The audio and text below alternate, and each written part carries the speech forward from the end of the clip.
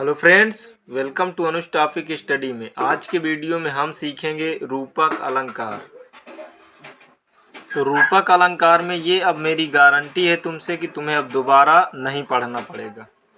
तो देख लेते हैं रूपक अलंकार। तो देख लेते हैं, जहाँ पर किसी व्यक्ति, वस्तु या स्थान, मतलब तीन ही होते हैं। व्यक्ति का मतलब प्राणी में आ जाता है, व्यक्ति हो या वस्तु, वस्तु का मतलब सामान और स्थान का मतलब जगह की तुलना किसी दूसरे व्यक्ति, वस्तु या स्थान से इतनी ज़्यादा की जाए कि दोनों को एक बता दिया जाए, वहाँ रूपक अलंकार होता है। नहीं समझ में आया होगा। कहने का मतलब ये है कि जब दो के बीच में तुलना कराई जाए और दोनों को एक बता दिया जाए, मतलब दोनों में कोई अंतर ही ना रह जाए, तो वहाँ पर रूपक अलंकार होता है। जैसे तुम्हें उदाहरण के माध्यम से समझाता हूँ, ज़्यादा समझ में आएगा।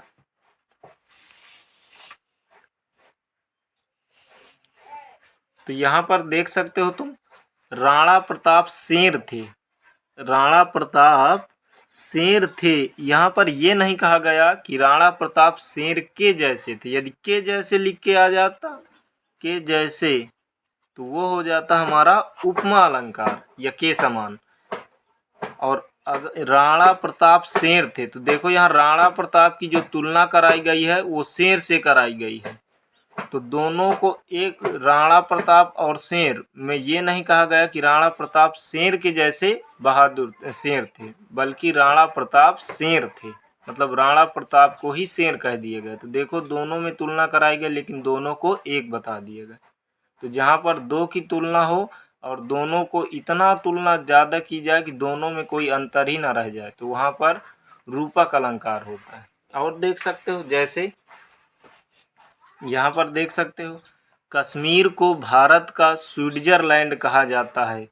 तो यहाँ पर जो कश्मीर है, मतलब भारत का जो हमारे कश्मीर है, तो कश्मीर को ये नहीं कहा गया कि स्विट्जरलैंड के जैसे है, बल्कि कश्मीर को ही स्विट्जरलैंड कह दिया गया। तो कश्मीर में और स्विट्जरलैंड में देख सकते हो, दोनों में तुलना तो की गई है, लेकिन दोनों में इतना ज़्यादा तुलना की गई है कि दोनों को एक बता दिया गया। कश्मीर को ही स्विट्जरलैंड कह दिया गया, इसलिए यहाँ पर भी रूपक अलंकार है। यही तुम्हें ध्यान रखना है कि जब दो के बीच में इतनी ज़्यादा तुलना की जाए कि दोनों में कोई अंतर ही न रह जाए, तो वहाँ पर रूपक अलंकार होगा। और देख सकते हो, जैसे ऊँट को रेगिस्तान का जहाज कहा जाता है। ये 12 के पेपर में आया भी था इंग्लिश में। ऊँट को रेगिस्तान का जहाज कहा जाता है। तो देख सकते हो, ऊँट को ये नहीं कहा गया कि रेगिस्तान के जहाज के जैसे, बल्कि ऊँट को ही रेगिस्तान का क्या कह दिया गया, जहाज। तो अब तुम देख सकते हो, ऊँट और रेगिस्तान, ऊँट को रेगिस्तान का जहाज कहा जाता है। ऊँट और जहाज में तुलना हुई है और दोनों को एक ही बता दिया गया। ये नहीं कहा गया कि ऊँट रेगिस्तान के जहाज के जैसे है। तो अब तुम्हें समझ में आ गया होगा, मतलब बात अब देखो क्लियर तुम्हें समझ में आ जाएगा।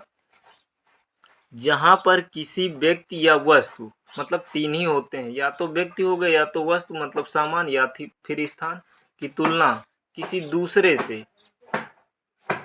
दूसरे प्रसिद्ध व्यक्ति या वस्तु या स्थान, तीन ही होंगे, से इतनी ज़्यादा की जाए, मतलब बहुत ज़्यादा की जाए कि दोनों को एक बता दिया जाए, मतलब दोनों में कोई अंतर ही ना रह जाए, वहाँ रूपक अलंकार होता है। अब देखो उदाहरण के माध्यम से तुम्हें समझाने का प्रयास करता हूँ।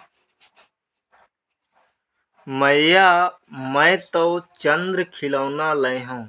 ये श्री कृष्ण कहते हैं यशोदा माँ से, कहते हैं कि मैया, चंद्रमा को देखते हैं और कहते हैं मैया मैं तो चंद्र खिलौना लय हूँ। चंद्र मतलब चंद्रमा को ही खिलौना बता दिया। उन्होंने ये नहीं कहा कि चंद्रमा के जैसा खिलौना चाहिए, देखा ऊपर और कहा कि चंद्रमा को ही उन्होंने क्या कह दिया, खिलौना।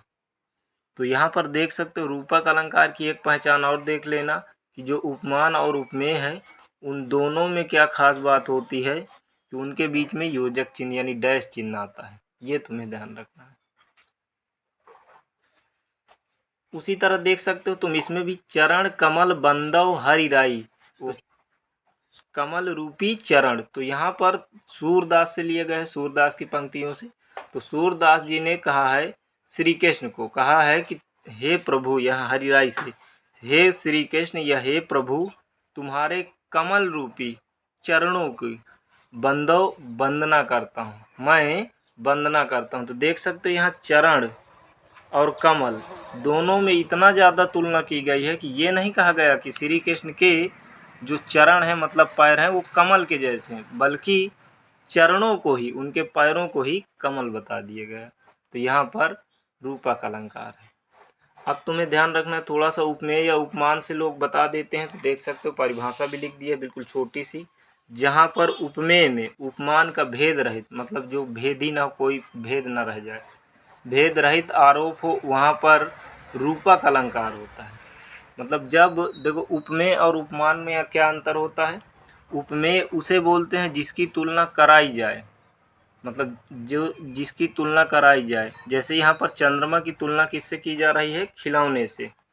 वो खिलौने की तुलना, चंद्र खिलौना, तो खिलौने की तुलना किससे की जा रही है, चंद्रमा से। तो खिलौना हो जाएगा उपमेय, उपमेय, और जिससे कराई जाए वो होता है उपमान। तो ये हो जाएगा चंद्रमा उपमान। उसी तरह देख सकते हो चरण कमल बंदव हरिराई। तो जो चरण है मतलब चरणों की या पैरों की तुलना किससे की जा रही है, कमल से। तो चरण हो गए यहाँ पर क्या, उपमेय, उपमेय, और कमल हो गया उपमान। तो ये तुम्हें ध्यान रखना है। ध्यान क्या रखना है कि जब किसी चीज़ की तुलना इतनी ज़्यादा किसी दूसरे से की जाए कि दोनों में कोई अंतर ही ना रह जाए, तो वहाँ पर रूपक अलंकार होगा। तो शायद मेरा जो मैंने जो समझाया तो वो उम्मीद करता हूँ तुम्हें समझ में आया होगा। तो समझ में आया है, वीडियो कैसा रहा ये कमेंट करके तुम्हें ज़रूर बताना है। तो मिलते हैं फ्रेंड्स अगले वीडियो में। Thank you, best of luck.